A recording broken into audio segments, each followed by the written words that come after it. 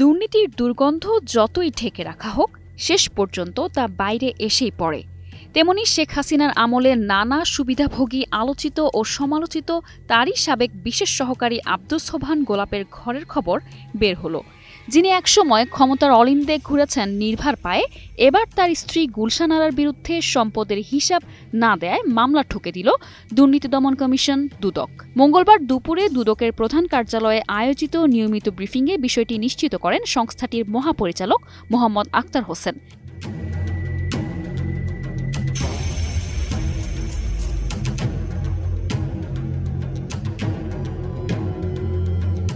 তিনি জানান, গুলশান আরাকে নির্ধারিত সময়ে সম্পদ বিবরণী দাখিলের নির্দেশ দেয়া হয়েছিল। পরে সময় বাড়ানো হলেও তিনি তা দাখিল করেননি।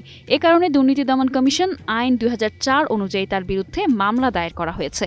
এর আগে চলতি বছরের ১৯ মার্চ শত কোটি টাকার অবৈধ সম্পদ অর্জনের অভিযোগে আব্দুস সোবহান গোলাপের বিরুদ্ধে মামলা করে দুদক। তার বিরুদ্ধে অভিযোগ উঠেছে, সংসদ সদস্য হিসেবে ক্ষমতার অপব্যবহার, অনিয়ম ও দুর্নীতির মাধ্যমে যুক্তরাষ্ট্রের নিউ ইয়র্কের কুইন্সে ৯টি ফ্ল্যাট ও বাড়ি কিনেছেন বাংলাদেশি টাকায়, যার দাম প্রায় ৩২ কোটি টাকা।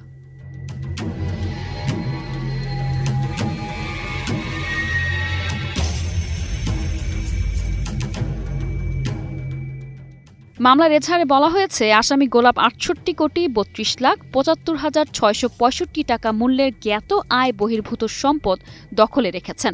এছাড়া তার নিজ ও স্বার্থ সংশ্লিষ্ট ৫১টি ব্যাংক হিসাবের মাধ্যমে ৯৭ কোটি টাকার অস্বাভাবিক লেনদেন রয়েছে। এদিকে গত ১৯ জানুয়ারি সাবেক সংসদ সদস্য আব্দুস সোবহান গোলাপ, তার স্ত্রী গুলশান আরা, ছেলে ইভান সোবহান ও মেয়ে আনিশায়ের স্থাবর অস্থাবর সম্পদ ক্রোকের আদেশ দেন আদালত। এছাড়াও তাদের নামে থাকা ব্যাংক হিসাব অবরুদ্ধ করার আদেশও দেন আদালত। গত ২৫ অগস্ট পশ্চিম নাখালপাড়ার একটি বাসা থেকে আওয়ামী লীগের প্রচার ও প্রকাশনা সম্পাদক আব্দুস সোবহান গোলাপকে গ্রেপ্তার করে আইনশৃঙ্খলা রক্ষাকারী বাহিনী। ২০১৮ সালের ডিসেম্বরে আব্দুস সোবহান আওয়ামী লীগের মনোনয়নে মাদারীপুর ৩ আসন থেকে জাতীয় সংসদের সদস্য নির্বাচিত হন। এরপর ২০২৩ সালের ডিসেম্বরে আওয়ামী লীগের জাতীয় সম্মেলনে দলের কেন্দ্রীয় কমিটির প্রচার ও প্রকাশনা সম্পাদকের পদ পান তিনি।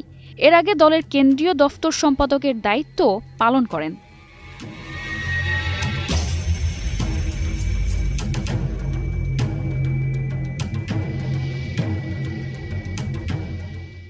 ক্ষমতার ছায়ায় লুকিয়ে রাখা সম্পদের হিসাব একদিন না একদিন প্রকাশ হবেই। দুদকের এই মামলা যেন তারই প্রতিফলন।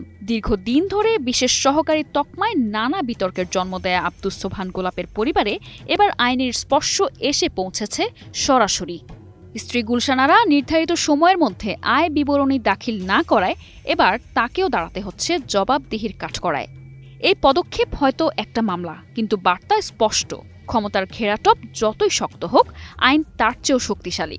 অবৈধ সুযোগ সুবিধা ভোগের বাইরে এসে এবার আইনের মোকাবেলা করতে হবে তাকেও। নিশা আলম, নিউজ ডেস্ক, ২১ টেলিভিশন।